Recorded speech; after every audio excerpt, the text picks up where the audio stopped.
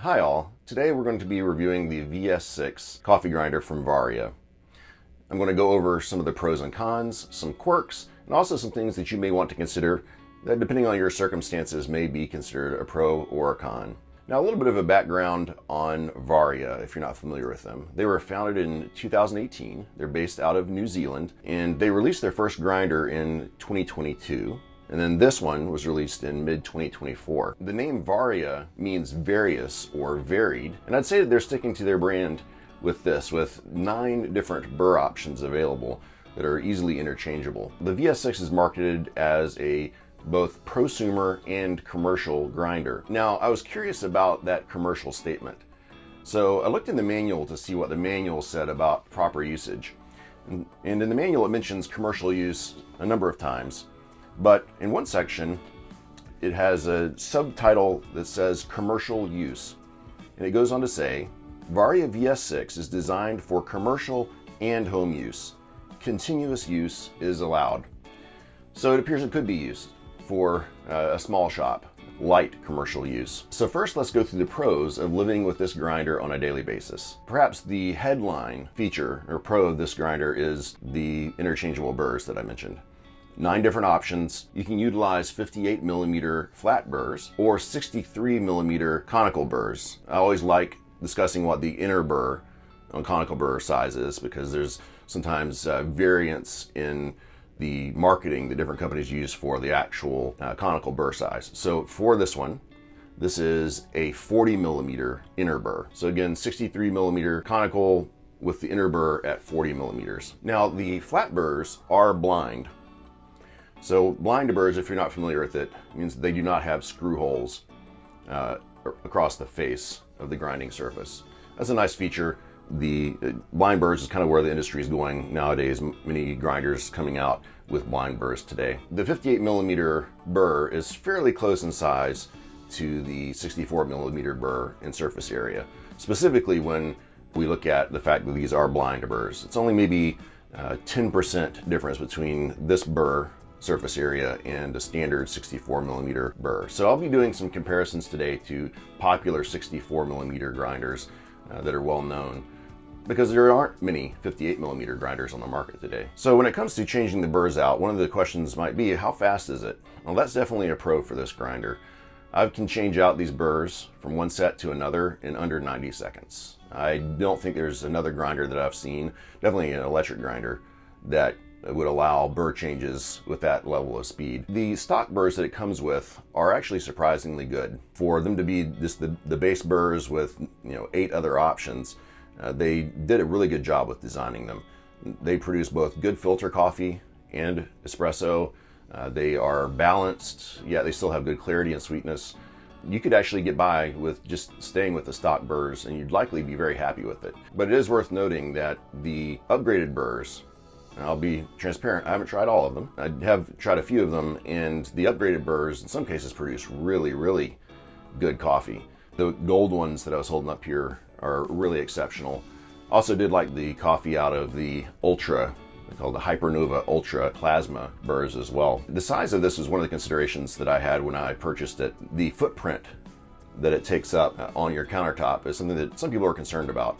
It seems like recently the size of grinders has been growing and some of them taking up a significant amount of space. But the overall footprint of this is pretty compact. Just as a point of comparison, one grinder that many people are familiar with that's a hand grinder is the Petro. This is from Fiorenzato. And granted, it is a larger than average hand grinder, but just as a point of comparison, as a hand grinder, with the accessory base on it, which in my experience is pretty necessary, just take a look at the difference in the size of the footprint between the hand grinder here, the Petro, and the VS6. So it's certainly bigger, but when you compare it to a hand grinder, that's not bad. It's a pretty good footprint. Now this does have a powerful motor that it comes with. It comes with a 300-watt brushless DC motor. That is the same size as what comes in the Zerno Z1 and the same size as what comes in the Optional Lagome P64. is actually double the size and wattage of what comes in the Timor Sculptor 064. It's also a fairly heavy duty build. The body and actually nearly everything that you could touch on this is made out of aluminum. And that's a nice feature. You know that it's very durable. The heavy dutiness of it actually is just heavy. So just as an example, just the funnel hopper assembly is 3.5 pounds. I measured it. That's 1.6 kilograms. One of the things I like about the design of the hopper assembly, which also has the adjustment dial in it, is the fact that it uses bearings. Many grinders, when it comes to the adjustment dial, utilize metal on metal, and they will have some sort of food safe lubricant that is in between those, between the actual dial assembly going down to the burrs. And certainly with the lubricant, it does do a decent job of keeping it easy to rotate. But Varia has chosen to utilize a sealed bearing. And the sealed bearing here really makes this an easy dial to turn. It's probably the easiest of any grinder I've ever used to rotate and adjust the dial on. The fact that the bearing is involved in the alignment of the burrs also helps it a lot. And I'd say the alignment on this is very good compared with others in the industry. Just to give you an idea of what I was able to see in my own testing, from chirp, which is where you first hear that the burrs are touching each other, to the point where the burrs are locked, is only about 2 to 3 marks on the dial. So that would be somewhere between 10 and 15 microns. That's exceptional. That's, to give you an idea, just as a frame of reference, that's maybe 1/10 of the width of a human hair. That's how close the burrs are to each other as you're going between chirp to lock. This is another point of comparison. A renowned grinder for its alignment is the Zerno Z1.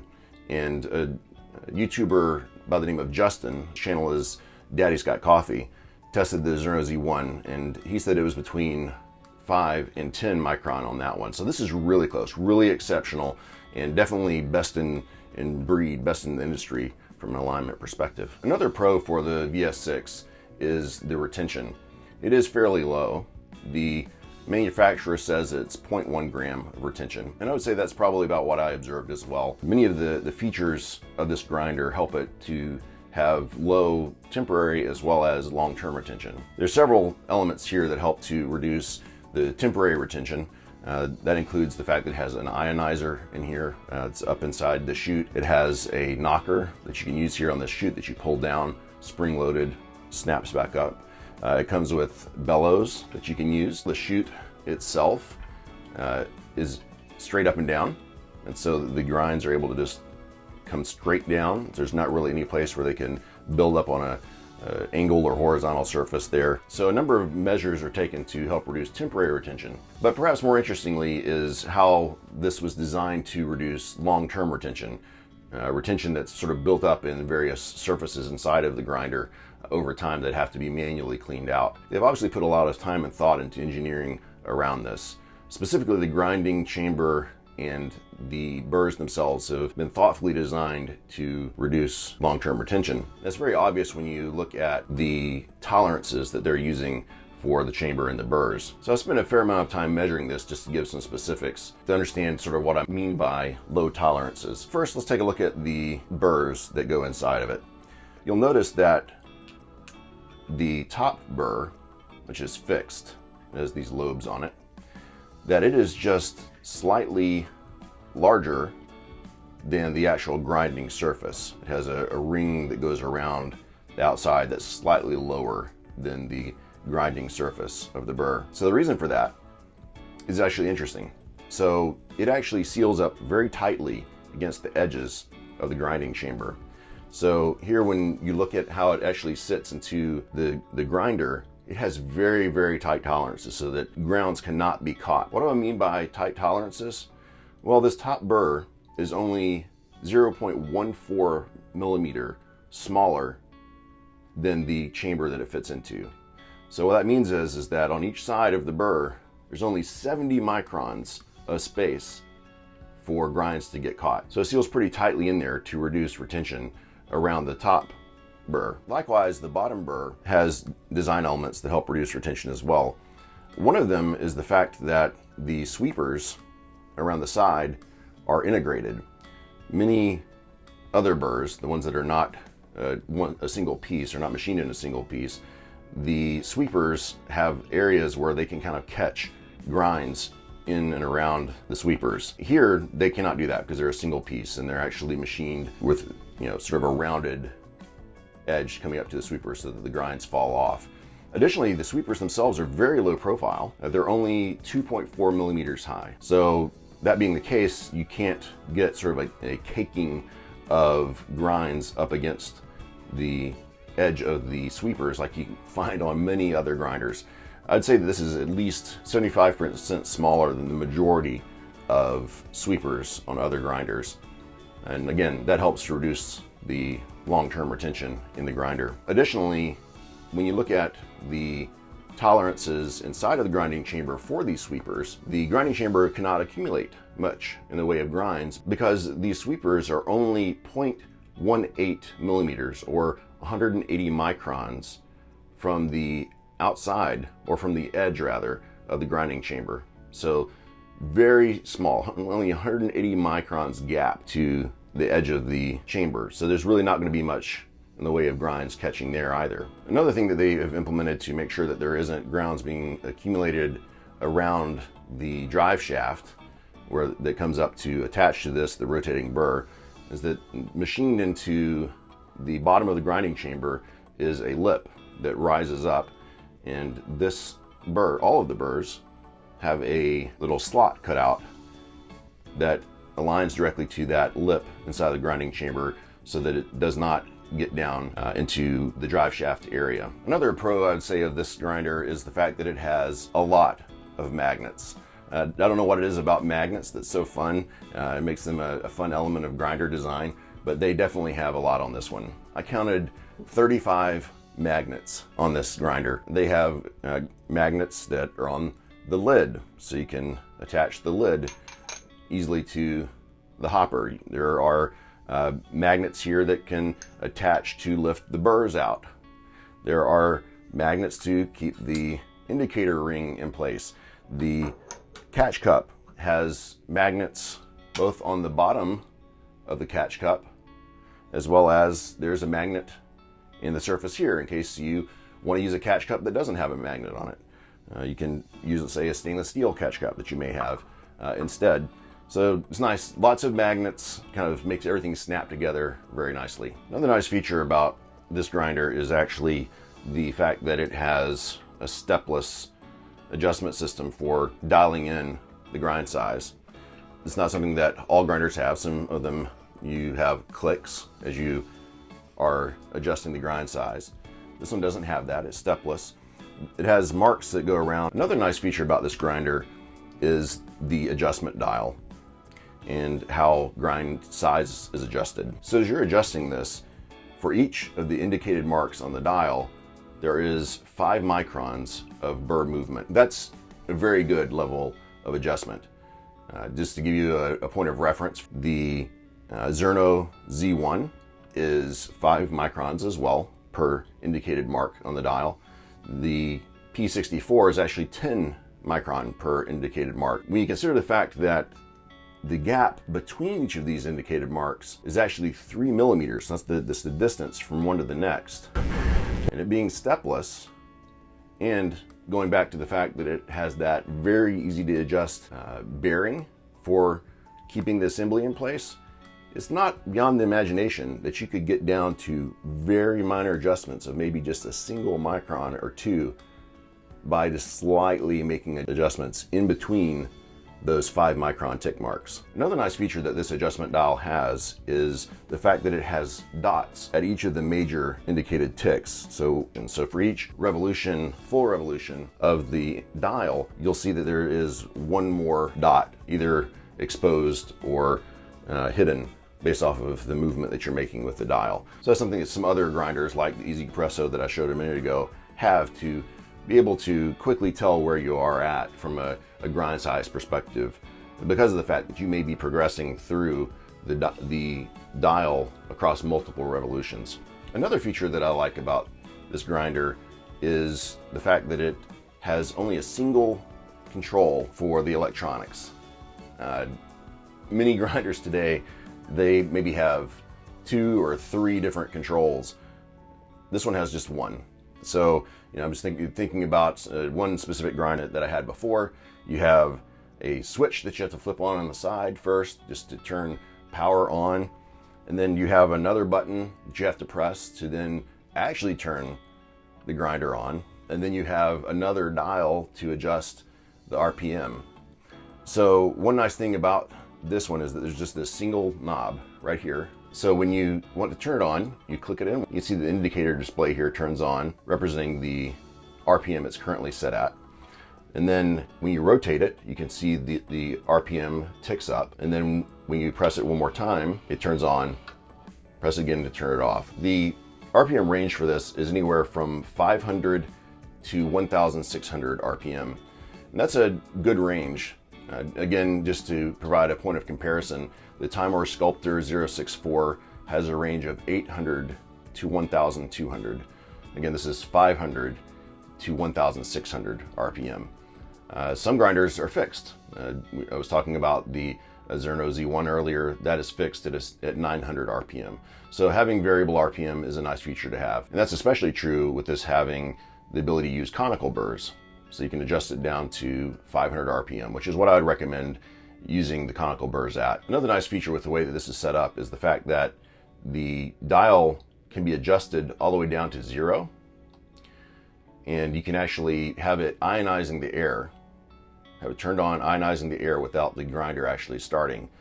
And then when you're ready to start it up, you just flip it over and it can start grinding. This does have torque-based auto shutoff. So once it has sensed that the grinding has completed, it will turn off the motor after 30 seconds. Another thing that is nice about this grinder is the number of accessories and tools that it comes with. Because one of the, as I said earlier, the sort of banner feature or headline feature of this is the interchangeable burrs, it does come with the tools necessary to do it. These two here are all you need to actually change out a burr set. Now, you could probably find in your garage, if you're like me, better tools than this, but it's nice that they provide it to be able to do this quickly and not have to have your own tools to do it. Another thing that's nice is just the sheer number of extra accessories they give you. And I actually shouldn't call them accessories here. These are replacement parts. So they give you replacement silicone feet pads in case one of them gets knocked off for some reason, because there are 6 different springs in here that hold different things in place, including the springs that control the knocker, that hold the top burr in place. So they give you replacement springs, a total of 6 of them actually. They give you replacement spring, 1 of each. And then it also has replacement screws. There's only 4 screws really that are serviceable here. There are 2 that are in the knocker here that they actually hold the spring in place, is what they are. If you remove them, that's how you access the spring or the springs for the knocker itself. And then it has 4 screws that actually are used for the base plate to get to the electronics on the bottom.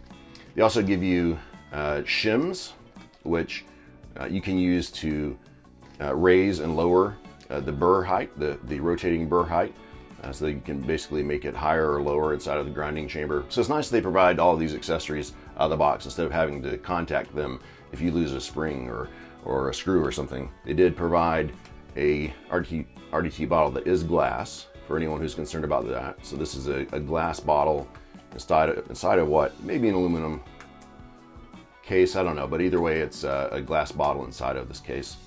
They also provided a nice brush.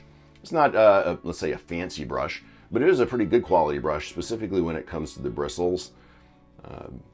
I do not like some of the brushes that I've gotten from other grinders that have very loose or very coarse bristles. This feels very much like the bristles that might come on a paintbrush. So that's a nice touch. They gave a decent quality brush for getting the grinds off of your burrs as you're changing them. It's worth mentioning the level of noise. I think it is a pro that I have to mention that it's fairly quiet at low RPMs. I've done some measuring. I did a decibel measuring at a 2-foot distance, running at maximum RPM, 1600, with no beans in the chamber, it's only 47 decibels. When grinding at 500 RPM, the decibels go up to 70. At 1000 RPM, it only increases to 72 decibels.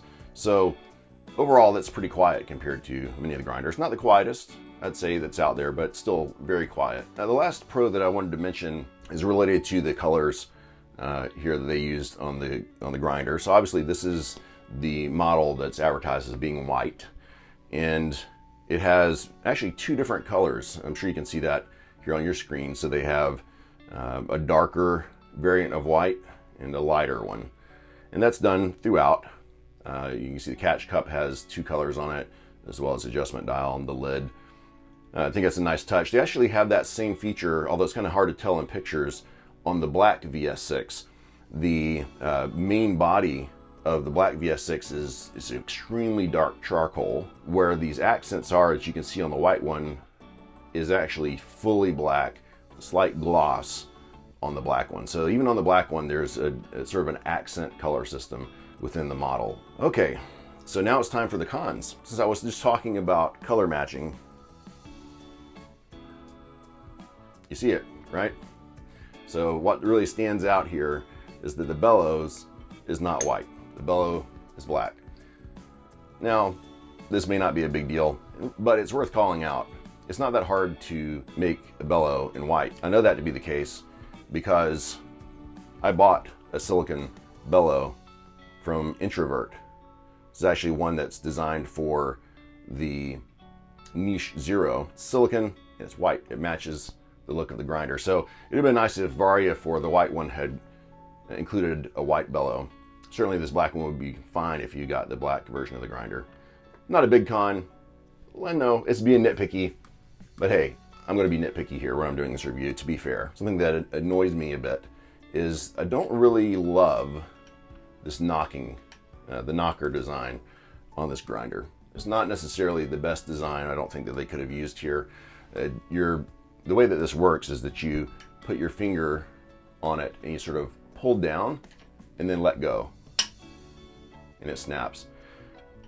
I've played with this a little bit to see if I can put some different springs in there, see if it worked better with a slightly stronger spring. And I'd say it's functional, for sure. It does the job. But to be honest with you, I actually have found that it works just as well by just tapping it. So I end up just tapping it to get the grinds out. Occasionally I'll pull it down as well. I think that it would have been nicer if there was some sort of a little ledge that you could put your finger on and kind of slide your finger off of the ledge, and it kind of would snap it upwards. There's a lot of designs for this on the market, and this is not my favorite, although it does work effectively. Another con that's related to the design of the hopper is the anti-popcorn lid that they have in here. And it's actually interesting, in the manual they call it a finger guard. It's something that's right here on the top of the dial. This is it right here. And when you have the funnel on, the beans fall into that before they go down into the hopper. I don't love this design, and it's for a very specific reason. As a matter of fact, I pulled that off easily because I just had it set in there. It's not actually not screwed down the way it is typically from the factory.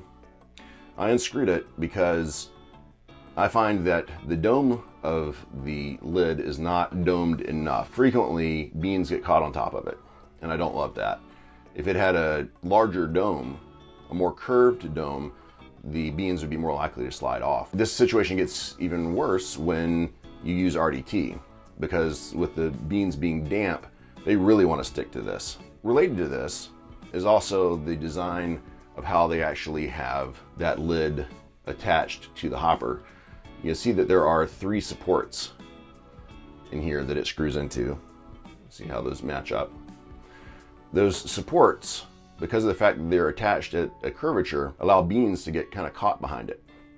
Not every time, but more often than I'd like. The way I'm just using this now is I've removed the popcorn lid, and I'll just, once I start grinding, I'll just drop that white bellow that I showed is right on top of the funnel.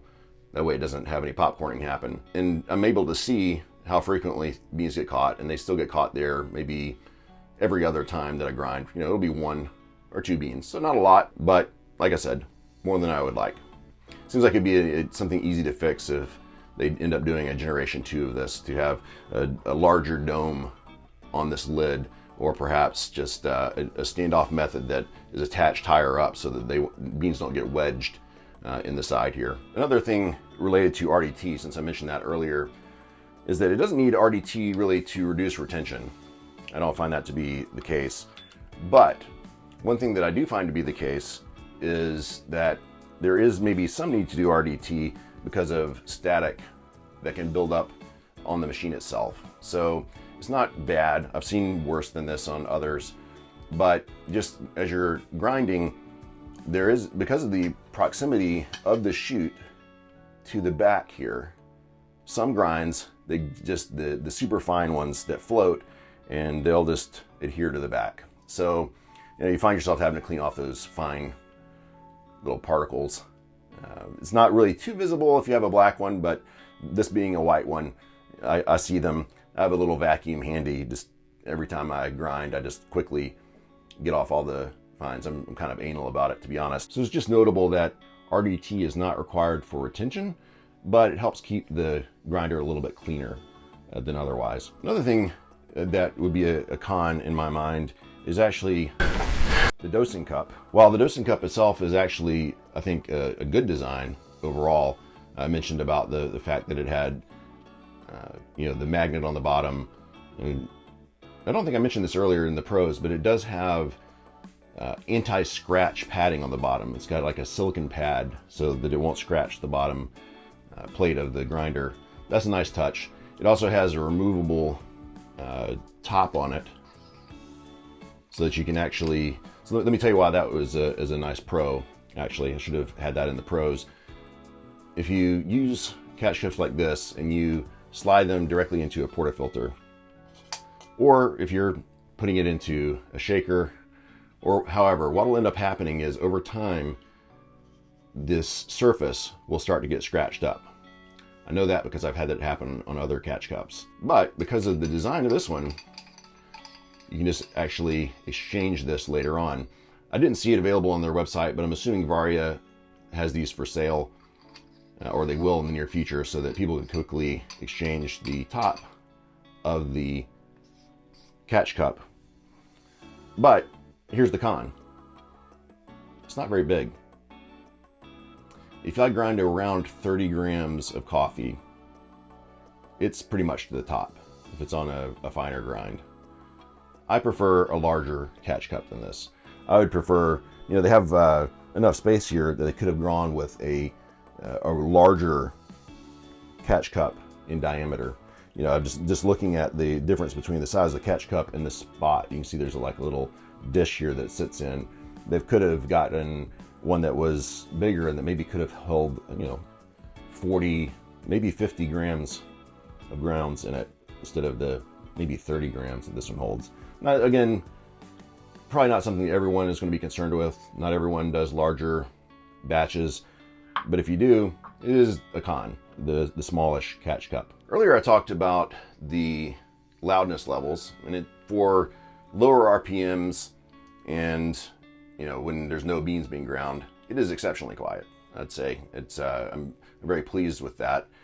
But the con is that at high RPM, when grinding beads, it does get considerably louder. So again, measuring at 2 feet at 1600 RPM grinding beans, it's around 78 decibels. There are definitely louder grinders out there than that, but it is, to me, loud. And sort of to add to that is the noise it produces is not necessarily a pleasing sound. I've heard some grinders that were producing more of a, let's say, a lower frequency note in its grinding. This is a higher frequency. I'll call it shrill, sort of a shrill grinding sound at 1600 RPM. So I consider that to be a con. It's a bit on the loud and shrill side, again, at maximum RPM when grinding. Another potential concern or con is one that you probably have already seen if you follow me. So I had another one of these, and it had an issue with the drive shaft or drive axle having run out. Basically, that means it's not straight and true. And so that makes me a bit concerned about the QA in their factories, or quality control in their factories, and whether or not they're really validating the components that should be under very tight tolerances actually are. Now, it could be that I just had a fluke with that, but I would be remiss not to mention it in this review that I consider that to be a con, that there's a potential issue with quality control on these grinders. I have no idea what the frequency of that is, but I did want to mention it as a potential issue. Another potential challenge is related to the different burrs that are available. You know, this is not a huge con. Again, I'm being a bit nitpicky here, but there are minor variances in the thickness of the different burrs.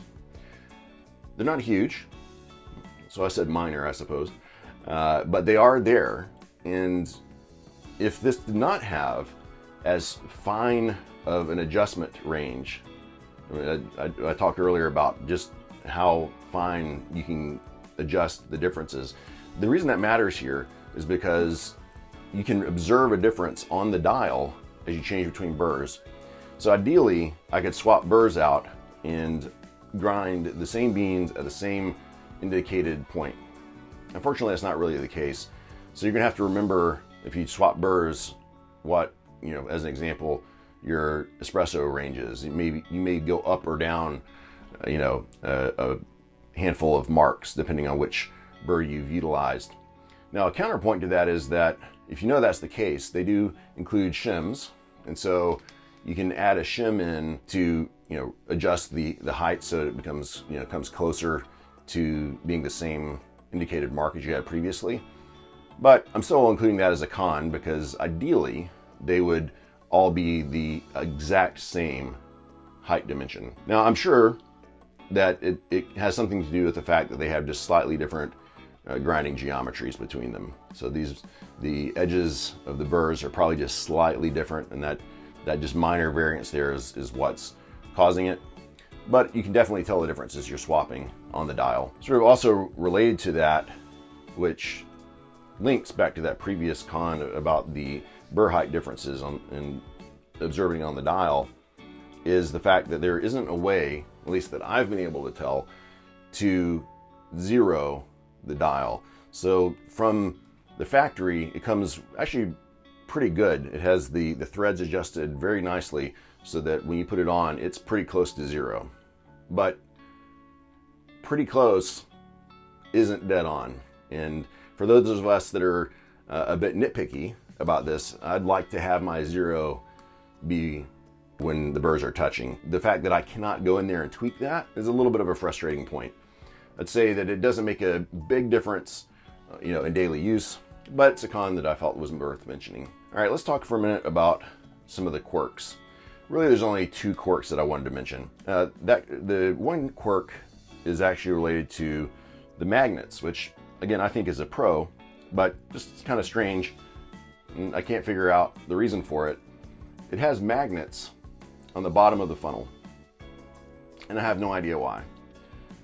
It has magnets here where this attaches, but I understand why those are there, because it allows you to put the lid directly on the hopper itself if you wanted to do that. But because of the fact that the funnel actually has a sealing ring that runs all the way around it, and it's tight, there's absolutely no reason.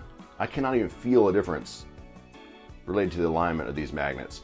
It seems like a strange design choice. I don't know if they were planning originally to not have that seal there, and then in their testing they said, oh, let's add the seal, and then they didn't remove the magnets, but definitely a quirk. Another quirk of this is related to those revolution marks that I talked about earlier.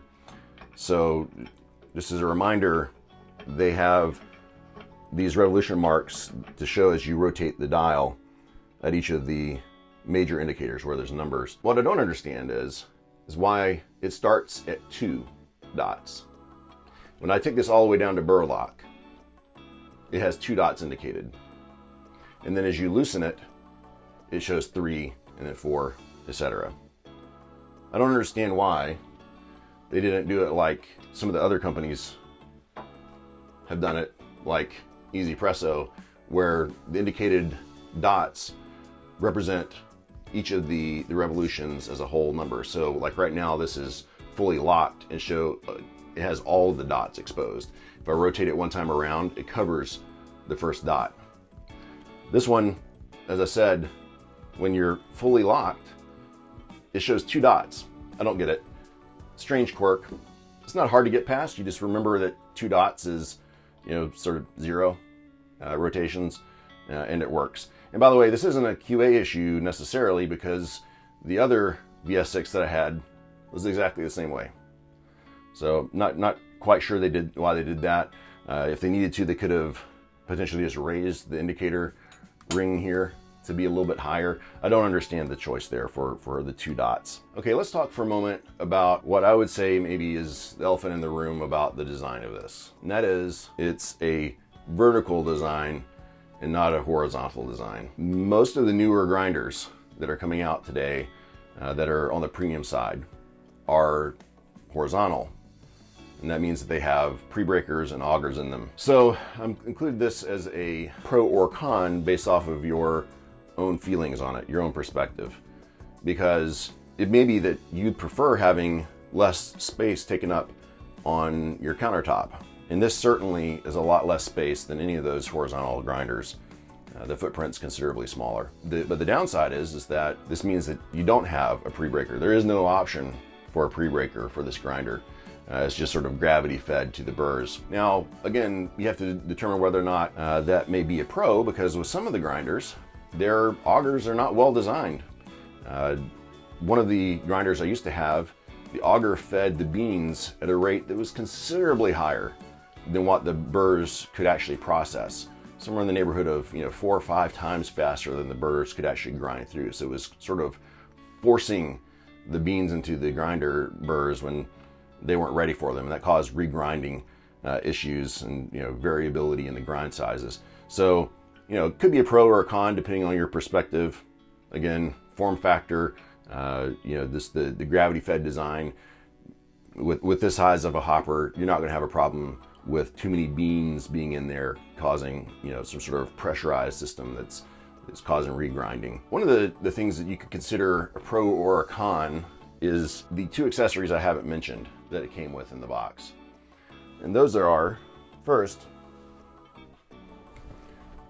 this large bag. It's a nice bag, heavy duty, very thick fabric, very durable, obviously well stitched, has magnetic clasps to hold it closed. You can use it maybe as a beach bag, but what it actually does is it actually perfectly fits this guy. And this is the case that it came with. And this case is definitely heavy duty as well. It is very similar to what you might have seen in some of these rugged cases like from Pelican. Extremely durable. It has a lot of places help resist damage that are raised on it. It has heavy duty sort of double clasps. It has a rubberized handle on it and a pressure valve inside of the case. It's got sort of the egg crate top, custom cut places for the grinder and the accessories to go into with heavy duty foam inside, and this nice carbon fiber look finish. So why am I listing this as a pro or a con? This is probably pretty costly to make. So when you think about the cost of including this with the grinder, and I might be out of line here, but I don't see that many people traveling with this grinder. So I think about this. Let's say that this was $50 of cost. I'm not sure that that's necessarily where I would have wanted the cost to go. This display that they include here for showing the RPM on the grinder, that display is just a plain wet red digital representation of the RPM. Looks something like out off of let's say an alarm clock from the 1980s. Maybe I would have liked to have seen that $50 spent on this case and bag on giving a nice display here. Maybe something similar to what they have on some of their other products. If you've seen their AKU scales, they have nice displays. They could have a nice, pretty, sort of higher resolution display here to show the RPM or maybe some other details about the grinder. They maybe also could have included, a nicer catch cup, a larger catch cup. So again, this is your perspective on whether or not you consider this to be a pro or a con. But to me, if it had been my choice, I'd rather not have had the case, and I'd rather that they had spent a little bit of the money on designing some better elements into the grinder itself. The last sort of pro or con, depending on how you look at it, is the fact that these are proprietary burrs. Now, many people will be quick to say, well, that's a con. Why are you saying that's a pro or a con? Because generally speaking, people don't like proprietary. But let me make a counterpoint on this for a moment. This is coming from a conversation that I had with a fellow owner of a VS6. His point about these burrs is that many of the burrs that are on the market are just basically resized designs that may be a decade or two old from commercial high-end grinders. And then they get downsized. They're not really made for the specific torque of the grinder. They're not made for the RPM range of the grinder. To be honest, these burrs that they have are similar in many ways, and these are similar geometries to many other burrs that are out there. I won't say that, except for maybe one of their burr designs, there's anything revolutionary about the look of these, the geometry of these burrs. But during their testing, I'm sure that they did make changes to these based off of the specific design of this grinder. When you buy some 64 millimeter burrs from one of the quality reputable makers, it's designed to work on any number of grinders running at different RPMs that maybe have lower powered motors or maybe have much higher power motors for them. So the proprietary nature of these could be a pro in that it's known to work well with this specific grinder, to work within the parameters that this specific grinder was designed under. So it's your choice. Proprietary burrs, pro or con. It's up to you. Now, overall, I really do like this grinder, even with some of its quirks and cons.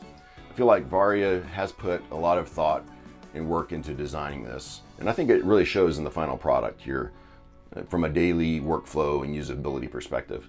The one thing I would say to Varia, if they're listening, is to maybe work on their quality control in the factories to make sure that there's not issues with products going out into the wild that have significant issues with their manufacturing tolerances.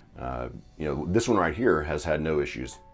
Great tolerances, no run out with axle. But again, this is an excellent grinder. I enjoy it. It's one of my favorite grinders that I've owned. Thank you for watching, and happy brewing.